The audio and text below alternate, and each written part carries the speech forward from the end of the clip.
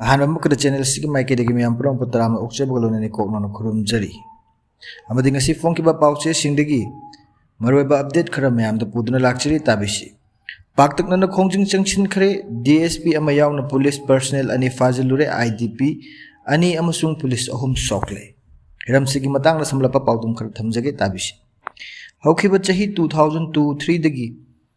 May ahum degi tholakiba Irang asina maram oiraga lanjin na duna tongan relief camp sing de laiba IDP sing nga si lamdam asida tangdu laitaba hanjilak tringai makhoibu masagi mayumda hanjinba yadran lairingai amadi national highway sing the free movement laitringai chiraksida laingak na sangai festival pangthokpa sibu yaning da fongdok laduna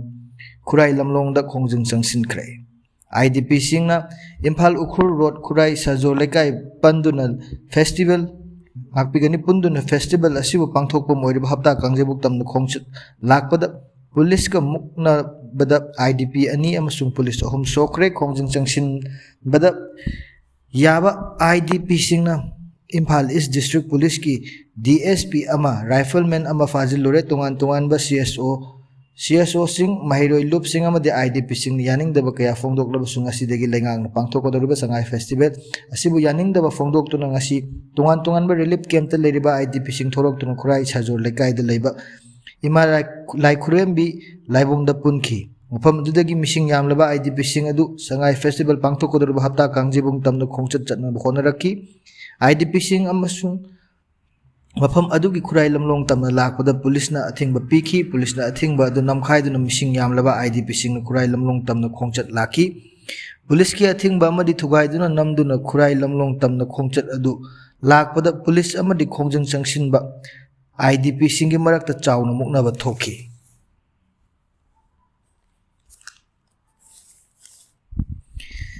East District Imphal East District Police ki SP Surbe Sirbanan masa yauna machine yamlaba security force na changsil lakiba khongchat adu thingnaba honaki nakal ani gi marakta hena muknaba thorakpadagi khongjing changsilaba miyamna police tamna nung thomlaki amadi police na tear gas kap tuna khongjing changsilaba miyam adu tan khaina honaki khongjing changsilakiba miyam aduga muknabadagi police personnel hum soki police na tear gas kap asum muknabadagi khongjing changsinbada yawa IDP ani su sokpadagi Sdpo hospital da pukhatki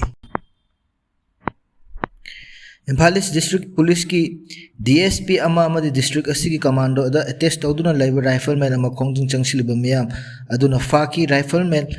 adudi ngahak lairaga thadokhi adubu DSP adudi pung ama hena fajinduna thamki khongjing changsilakiba miyam adu makha tana khurai lamlong Imphal Ukhul lambi da thomjinduna khongjing changsinki tungda police na tear gas kap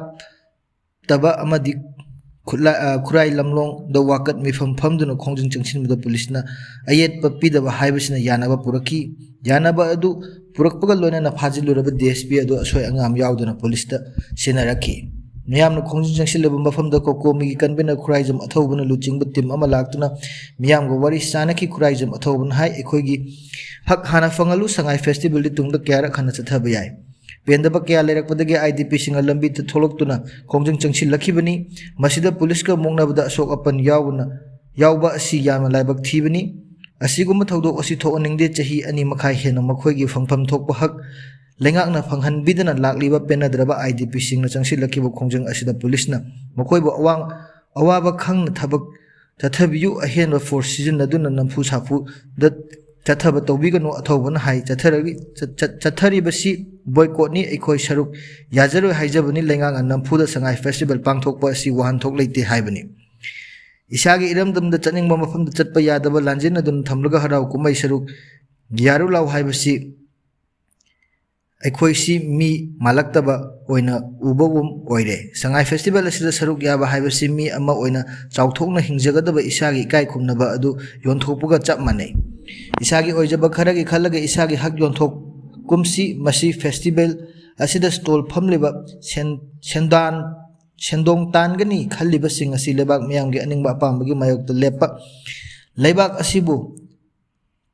mating thoklaga isagi ijat oithak tanaba sagai gi maitan asiba haibadu oigani isana khangna khongfam sing asi handokpiu Festival asida saruk yabiganu laikai asida festival asi saruk yagumsi haina paujil pibiu haina athawna fongdoki ngasi all kyamgai nupi chawkhat thorang lup amadi peace and integrity committee kyamgai pal ahan bina human chain semduna manipur miyam da sangai festival 2025 boycott tawi ekhoigi hingbagi right chan piu tourism kona taw sarang da thamliba miyambu tourist onthok lage haibra manipur miyam na hojik sangai festival pamde yumda hanba pami hingbagi hakka sangai festival ga onaba yaroi IGP themthing gi thawong yaning de matik chaba chirak pigadabni haibana chingba kholaw kaya amasu lawki nakal amromda ko komina lawthoki bu khongjang adu support tawbo oina sangai festival 2025 boycott tawi haina kaisampat le mujam laikai konjeng hazari lekai sanggolbal mainon leira kaisampat thiam lekai nepra major mamang lekai khoirakpam lekai kaisam lekai motum lekai kangabam lekai amasung maisnam nongthombam lekai yauna apunba lekai taragi maira paibi yauna miyamna kaisampat le majam lekai da leiba yaifa thawni community hall da wakat mifam chathaki kaisamthong elambam lekai nupi apunba maira paibi lupnasu kaisamthong elambam lekai da achouba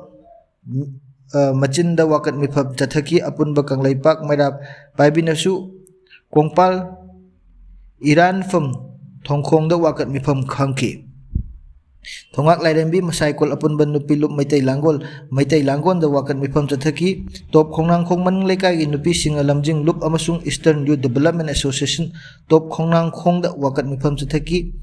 NYDO Club amadi Nagamapal Paunam Lekai Maira Paibi Nasu Nagamapal Wakat Mipham Phamkhre Nagamapal Lai Sing Chaibi Chekon Khongman Mangjin Nongmeibung Crossing Kongpal Thongkhong Porongpat DC Lambi Sana Kaithel Iboto Sana Mamang Moirang Kampu Khewa Soibam Lekai Citizen Club Sabongkhok Sobom Lairembi Laibung Uripok Kentin Corner Naurem Thong Khuman Them Laikai amasung Moirang Hanubadusu Sangai Festival gi mayok ta wakat mifam phamduna chathaki Imphal East ki khurai soibam laikai da leba Citizen Club ta maikai adom gi miyam na Manipur Sangai Festival 2025 boycott tawbuga lonana wakat mifam phamduna khongjing changsinki wakat mifam aduda we boycott Sangai Festival 2025 fundamental right before festival and tourism free movement first then tourism Manipur miyam hojik sangai festival pamde yumda hanba pami hingbagi hakka sangai festival ga onna yaroi haina thaba banner ga loina hingbagi hak hana piu tourism kona khanasi no peace no sangai festival haina thaba play cast painaki Nongmeibung Women's Development Association na su sangai festival pangthok gi mayok ta ngasi Nongmeibung nambam chu thek ta wakat mifam phamduna khongjing changsinki wakat mifam adu da saruk yakibi nupi singna sarang da thamlaga miyambu tourist onthok pirage hairibara Manipur People's Boycott Sangai Festival 2025 haibana chingba wahai sing thaba play card kaya painaki mitai community joint coordinating committee MCJCC Waithau to Kiam Siphai Hauka and Thawal Khunau amadi Women's Wing asinduna ngasi Kiam Siphai Babu Bazar dagi Sangai Festival gi mayokta miyamna wakat mifam phamkhre Ngasigi wakat mifam do Sangai Festival sinba yaning de IDP sing yum da han hanjil halu free movement ya halu haiba kholaw sing lawnaki ngasi Manipur ki tongan mafam sing do wakat mifam chathabugi saruk ama oina Imphal West ki maitai langol laima khulen lekai relief camp ta sinduna laikai asigi mara paibi singa loina na wakat mifam phamkhre wakat mifam adu saruk yakiba singna penda bu wafam sing phongdok paga placard amadi banner sing painaki Manipur Sangai Festival se IDP singge asengba phibam nathairaga aranba masak utnanabu honabani IDP singbu mayumda mapung phana khunda leta halo akhoi gi hingbugi hak hana piu tourism chawkhanaba kon honabiu hokhiba numit 930 helaba asi achumba wail fangdana lairiba asi achumba wail hana pibiu haina demand tawki nakal amaromdana MPS officer oiramba ama kaptun hatkre Kaplamme adusu masa mathanta kapsinduna sijakhre yamna tangna thokpa amadi tabada thamoi sokpa thodok ama oina thabaktagi pothakraba MPS officer ama masamaki mayumda mahak na yokjaba manau nupagi machana Nongmeina kaptuna hatkre mahakpu kaptuna hatlamba manau nupagi macha adusu crime asi tawramlaba matung matam kanadana masa mathomta Nongmeina kapsinjaduna sijakre laibak thiba thodok asi ngasi numit yungba pung 12 khara helakpa matamda Singjamai police station na konba Singjamai mayengbam lekai da thokibani leikidraba retired MPS officer adugi maming akoijam Shanti Kumar Singh kawi Manipur Police Department dagi Sdpo oina thabak dagi pothakibani mahakpu Nongmeina kaptun hatkiba mahakni yokjaba manau nupagi macha nupa aduna akoijam Kishan kunmanga apokpa akoijam Sunil Singh kawi thodok thokpam dagi phangba pawda akoijam Shanti Kumar Thobal athokpam dagi Singjamai mayengbam lekai da inkhol leiraga hongatlaga leibani ngasi mahakpu kaptun hatkiba akoijam Kishan asina Thobal da leiba leikidraba Shanti Kumar na hek pokminaba manau nupagi macha nupani ngasi dagi thi 10 romgi mamang dagi Shanti Kumar mahakpu yoktuna mahi masing tamhanduna leirakibni leikidraba Shanti Kumar Guwahati da mahi tamduna leiba macha nupagi manakta chatluraga ngasi khakta mayumda thoropani leikidraba Shanti Kumar ngasi mayumda hek thonglabaga yumgi ground floor da Kishan na mahakpu pistol amana kapkhibani mahaki thabaki sarukta nongmai maru taruk pali khudakta mahak Rajmedi city da pukatuna laikan naramlaga nungthil pung 2 tarakpa adwaida leikidabani yum manungda nongmai kapagi paw adu tanarakpadagi Singjamai police station amadi Imphal West district police ki kangbu amana khudakta thodok thokpham aduda